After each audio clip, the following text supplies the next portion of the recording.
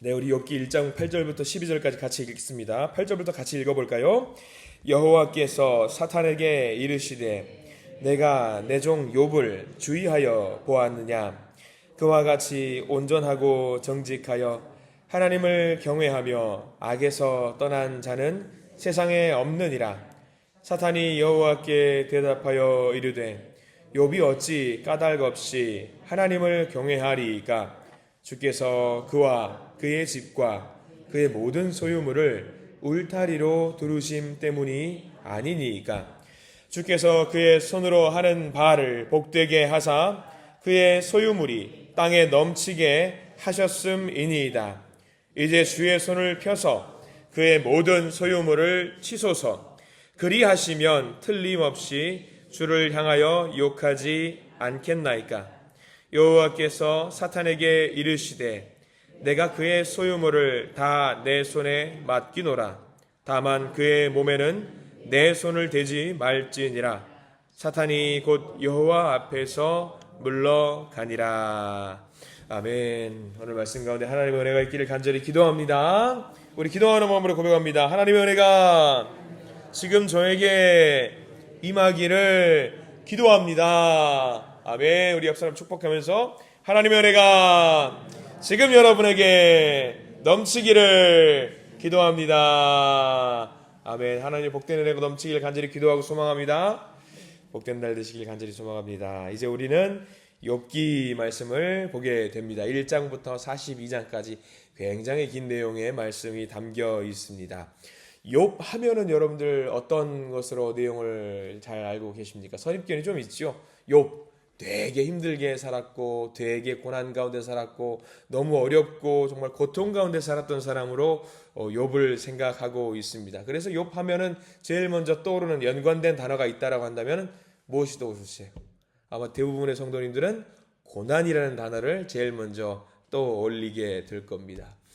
그래서 욥기를 읽는 사람들이 우리 성도들이요 감정이입이 되게 잘 된대요.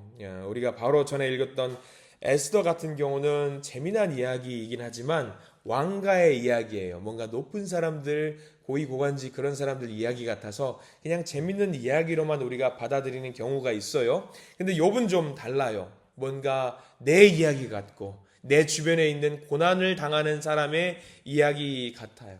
우리도 살면서 고난과 절망하는 것들이 많이 있잖아요. 그렇기 때문에 욥을 읽다 보면은요, 마치 나의 이야기 같다라는 느낌을 받는 경우가 많이 있습니다. 그러나 막판까지 하나님을 향한 그 믿음을 유지해서 큰 복을 누렸던 욥. 그래서 많은 성도들이 욥을 닮아가고 싶어하는 마음들이 분명히 있는데 그거예요. 우리가 욥의 1장부터 42장까지 말씀 쭉 읽다 보면은 닮아가고 싶은 마음은 있는데 중간에 고난은 빼고 막판에만 닮아갔으면 좋겠다라는 생각을 하는 경우가 있어요. 마지막에 변절하지 않아서 하나님을 끝까지 의지해서 복을 받았던 그것만 생각하고 중간에 고난은 생각하지 않고 욥을 닮고 싶다라는 마음을 갖는 분들이 많이 있습니다.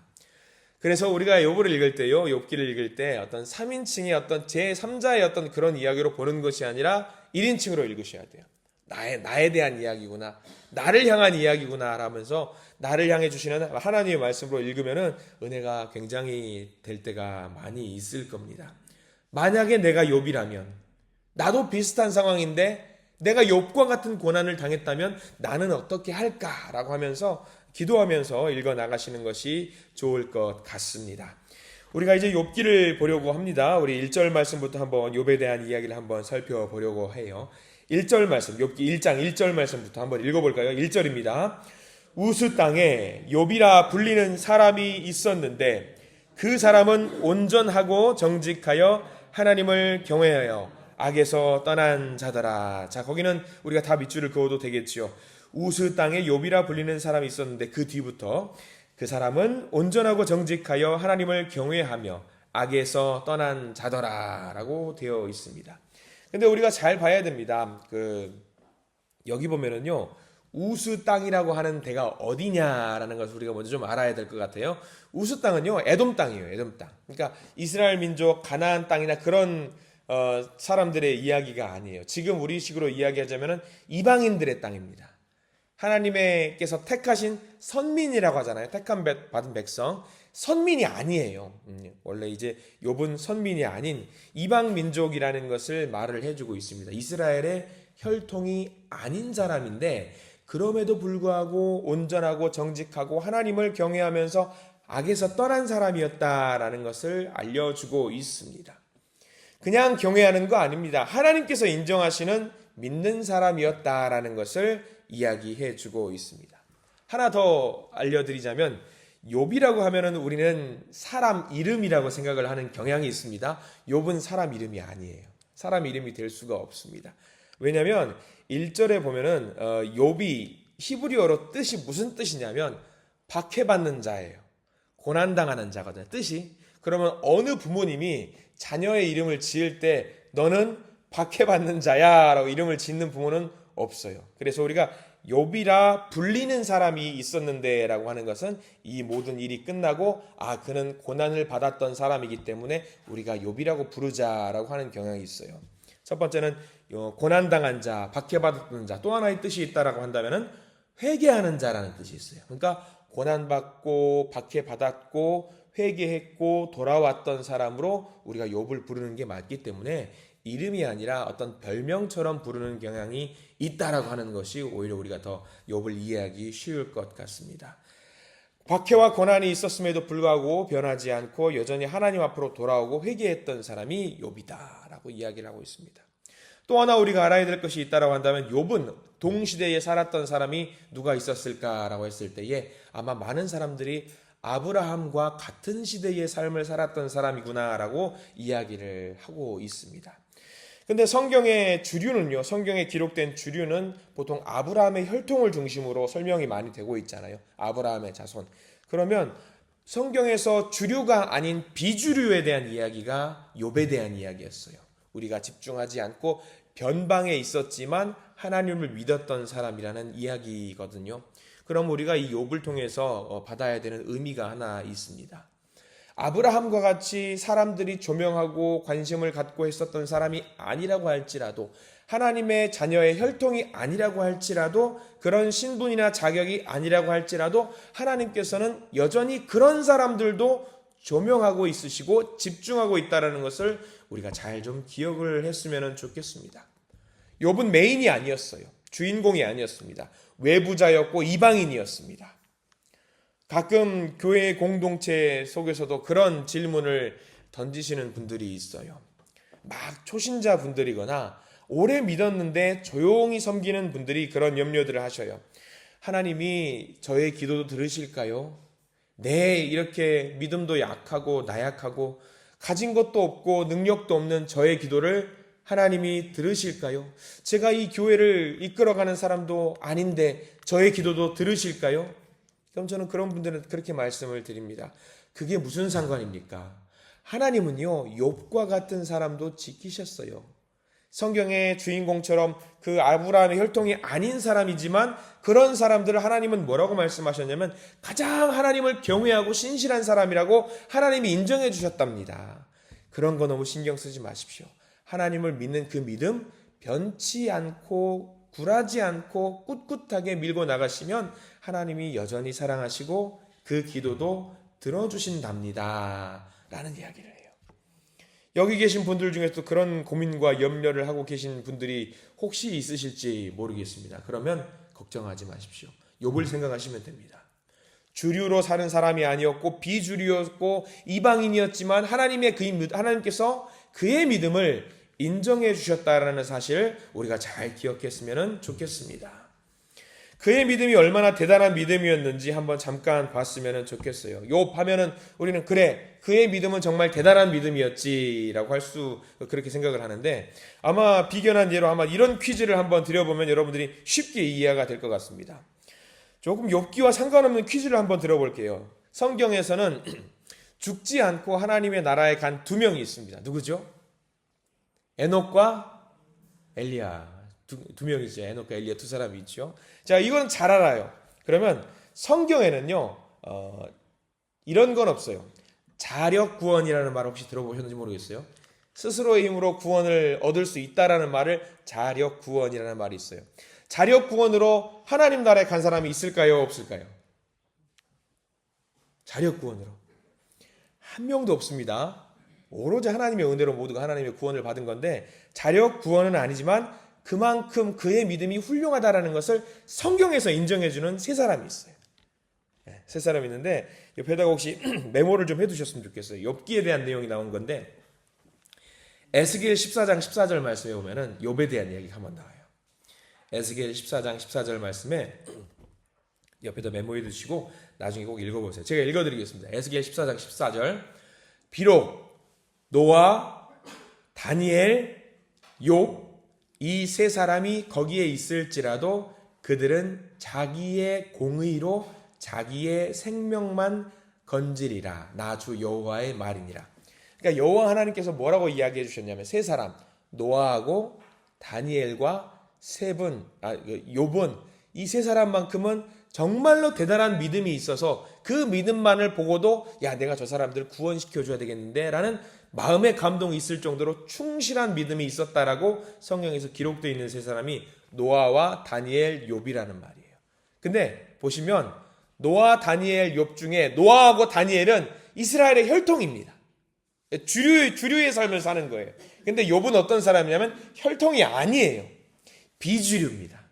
비주류임에도 불구하고 여호와 하나님이 그의 믿음을 인정해 주신 사람이라는 사실, 우리가 좀 잘 기억을 했으면 좋겠습니다. 그러면 우리는 이쯤 되면 기억을 해야 됩니다. 하나님은 주류의 삶을 살았거나 비주류의 삶을 살았거나 그게 중요한 것이 아니라 하나님께서 인정해 주시는 믿음의 사람인가가 더 중요하구나. 그게 더 중요하다는 것을 우리는 알게 돼요. 더 중요한 것은 하나님께서 인정해 주시는구나, 인정하지 않으시는구나가 중요한 거죠. 우리가 욥기를 읽으면서 잘 기억하면서 기도해야 될 것이 뭐냐면 이렇게 기도하세요. 하나님, 제 믿음이 부족하고 나약한 거 압니다. 열심히 해보려고 합니다. 하나님, 간절히 부탁드리는데 제 믿음이 하나님 보시기에 인정받는 믿음이 될 수 있도록 저를 인도해 주십시오. 그런 기도를 하나님께 올리시기 바랍니다. 그런 기도를 하고 응답 받으실 때에 정말 기분 좋게 행복하게 즐겁게 우리가 이 세상 가운데 신앙생활 할 줄 믿습니다. 그리고 또 욥을 한번 볼까요? 우리 3절 말씀을 한번 봐야 됩니다. 우리가 방금 1절 말씀을 읽었고요. 3절 말씀을 보면은요, 그가 받은 복에 대한 이야기를 합니다. 우리가 하나님을 믿을 때 어떤 식으로 세상 가운데 사람을 만날 때 어떤 관점으로 세상을 살아가야 되는지 3절 말씀을 보면 알 수 있거든요. 3절 말씀 보겠습니다. 시작. 그의 소유물은 양이 7,000마리요, 낙타가 3,000마리요, 소가 500결이요, 암나귀가 500마리이며 종도 많이 있었으니 이 사람은 동방 사람 중에 가장 훌륭한 자라라고 이야기를 합니다. 그런데 우리는 이 모습을 보고 우리는 욥의 고난 말고도 하나 더 생각하는 게 있어요. 뭘 생각하냐면 욥이 어떤 사람이었다? 동방 중에 가장 부자였다라는 이야기에 관심을 갖는 경향이 있습니다. 근데 성경은요, 정확하거든요. 욥에 대해서 살펴볼 때 어떤 것을 제일 먼저 욥에 대해서 바라봤는지 1절과 3절을 좀 대조를 해보셔요. 1절 말씀에는 뭐라고 나와 있냐면 우스 땅에 욥이라 불리는 사람이 있었는데 그 사람은 온전하고 정직하여 하나님을 경외하며 악에서 떠난 자더라 라고 나와 있어요. 1절 말씀은 뭐냐면 믿음에 대한 이야기가 나와 있고, 3절 말씀은 어떤 것에 대한 이야기가 나와 있냐면 재산에 대한 이야기가 나와 있거든요. 우리들이 사람들 상대하면서 교회 다닐 때 제일 먼저 관심 갖는 게, 여러분들은 어떤 것을 관심 갖는지 모르겠습니다. 어떤 새신자가 왔어요. 그리고 어떤 사람들을 와서 교제를 하게 됐습니다. 그러면 많은 사람들이 제일 먼저 관심 갖는 것이 그거예요. 야, 그 사람 어디 산대? 그 사람 직업이 뭐대? 그 사람 얼마 번대? 그 사람 출신이 뭐대? 한참 그 이야기를 하다가 마지막에 뭐라고 이야기하냐면 그래, 교회 잘 다닐 수 있대? 믿음은 좋대? 라고 해가지고 제일 먼저 그 사람에 대한 배경에 대한 이야기를 하고 나중에 무슨 이야기를 하냐면 믿음에 대한 이야기를 해요. 많은 분들이 그래요. 근데 성경은 욥에 대해서 이야기를 할 때 우리도 욥이 부자인 것을 알아요. 근데 많은 사람들이 욥에 대해서 이야기를 할 때 그 부자에 대한 이야기, 부자라는 것에 대한 이야기를 갖고 있고 믿음에 대한 이야기는 나중에 하는 경향이 있다는 거예요. 근데 욥에 대해서는 성경은 뭐라고 말해요? 제일 먼저 욥에 대해서 끄집어내서 이야기할 때 뭐에 대한 이야기를 먼저 했어요? 믿음에 대한 이야기를 먼저 했어요. 믿음에 대한 이야기. 우리가 이것을 잘 기억했으면 좋겠어요.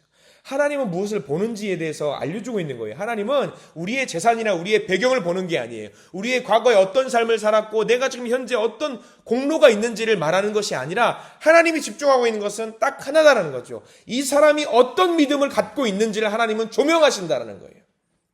우리가 이걸 잘 알았으면 좋겠어요. 세상 사람들은 재산을 봐요. 세상 사람들은 그 사람의 배경을 보고요. 그 자리를 봅니다. 근데 하나님은요, 그거 관심이 하나도 없으시는 거예요. 하나님은 나를 향해서 얼마나 경외하는 마음을 갖고 사랑하는 마음을 갖고 그렇게 살아가는지를 바라본다는 것을 우리가 욥을 봤을 때 우리가 어떤 마음가짐으로 하나님 앞에 나와야 되는지 알게 되는 겁니다. 하나님 앞에서 내가 자랑할 것이 뭐가 있겠습니까? 아무 공로 없잖아요. 딱 하나 있다라고 한다면 하나님 내 믿음을 봐주세요. 그거 하나만을 갖고 하나님 앞에 나아갈 수 있는 우리 모든 성도님들 되시기를 간절히 소망합니다. 그리고 그 욥이 어떤 사람이었는지 에피소드가 하나 나옵니다. 5절 말씀 한번 읽어볼까요? 5절 말씀입니다. 시작. 그들이 차례대로 잔치를 끝내면 욥이 그들을 불러다가 성결하게 하되 아침에 일어나서 그들의 명수대로 번제를 드렸으니 이는 욥이 말하기를 혹시 내 아들들이 죄를 범하여 마음으로 하나님을 욕되게 하였을까 함이라. 욥의 행위가 항상 이러하였더라. 아멘. 예전에 저 결혼식을 한번 간 적이 있었어요. 그 섬기던 교회에서 결혼식을 한번 간 적이 있었는데 청년이 결혼을 했고 그의 부모님이 집사님이고 권사님이셨어요. 그래서 결혼식을 끝나고 와서 그 다음날 기분 좋게 축제의 자리를 만들고 그 다음날 주일날 교회에 왔는데 성도님들 중에 헌금을 올릴 때 제목을 딱 적어가지고 올리시는 분들이 많이 있으십니다. 기도의 제목을 적었는데 그 어제 결혼식을 했던 그 집사님의 가정에서 아빠 되시는 분이 기도의 제목을 올렸는데 감사 헌금인데 제목이 뭐였냐면 회개합니다 라고 적은 거예요. 그래서 뭐지 어제 재밌는 잔치 자리가 있었는데 왜 회개합니다 라는 기도 제목을 올렸을까 라고 해서 나중에 사석에서 물어봤어요. 아유 집사님 뭐 잘못하셨어요? 막 찌르면서 뭐 잘못하셨어요? 물어봤어요. 그러니까 아유 잘못한 거 없는데요. 아유 엊그제 보니까 헌금 제목 올렸을 때 회개합니다 올리셨던데요. 뭐 잘못하셨어요? 막 농담처럼 물어봤거든요. 그때 그 말씀을 하시더라고요. 욥의 이야기를 하시더라고요. 아 그거요. 그 욥기도 그랬잖아요. 욥도 잔치가 있고 나서 내 아들들이 부지불식간에 지은 죄가 있을지 모르니 저도 마찬가지고요. 부지불식간에 잘못한 말들을 한 게 있을지 모르니 혹시 내가 모르더라도 하나님이 아시거들랑 내가 회개의 예물을 올려드리오니 내가 잘못한 것 좀 용서해 주셨으면 좋겠습니다 라는 마음으로 그 헌금의 제목을 올리셨더라고요. 그때 아차했어요. 아 그렇구나. 정말 훌륭한 믿음을 갖고 계시는구나 라는 거죠. 욥이 그런 믿음을 갖고 있었다라는 거예요. 생일 잔치를 했어요. 자녀들이 생일 잔치를 했는데 자기들끼리 술 먹고 하면서 흥청망청 하다가 교육을 잘 했을 거예요. 바른 교육을 했겠지만 그럼에도 불구하고 자녀들이 잘못한 것이 혹여 있다면 하나님 봐주시고 용서해 주십시오라고 하는 정말 신실한 믿음을 갖고 있었다라는 거죠. 우리가 이 믿음만 봐도는 어때요? 정말 우리가 배울 게 너무나도 많은 사람이에요. 욥에 대해서. 여러분 이런 믿음 갖고 계시기를 소망합니다. 하나님 앞에서 정결하고 바른 믿음 갖기를 간절히 소망해요. 자 이제 그래서 우리가 8절 말씀으로 넘어갑니다. 이제 본격적으로 사탄이 등장을 합니다. 8절 말씀 한번 읽어보겠습니다. 시작. 여호와께서 사탄에게 이르시되 내가 내 종 욥을 주의하여 보았느냐.